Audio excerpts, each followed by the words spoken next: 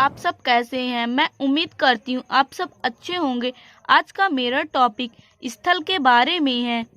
आज मैं आप लोगों को ये बताऊंगी कि इसकी खोज किसने की है और कब की है और यह स्थल किस नदी के किनारे है।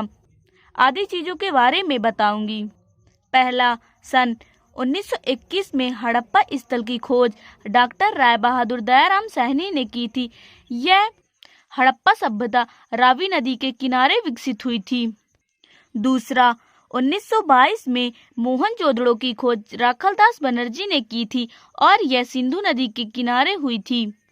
तीसरा, 1927 में की खोज आर स्टीन ने की थी। यह 10 नदी किनारे विकसित हुआ है। चौथा, 1935 में कोटदीजी की खोज जीएस घुर्रे ने की थी। यह सिंधु नदी के किनारे विकसित हुआ है।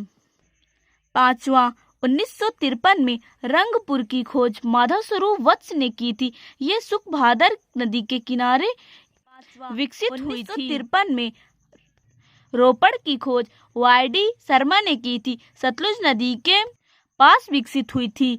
सातवां, 1953 में कालीबंगा की खोज एएस बोस ने की थी, जो घाघर नदी के पास विकसित हुई थी।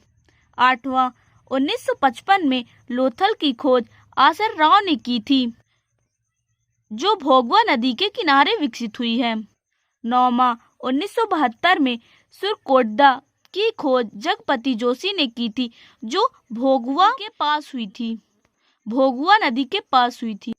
10वां, 1973 में वनावली की खोज आरएस विष्ट ने की थी, जो रगोद नदी के किनारे विकसित हुई थी।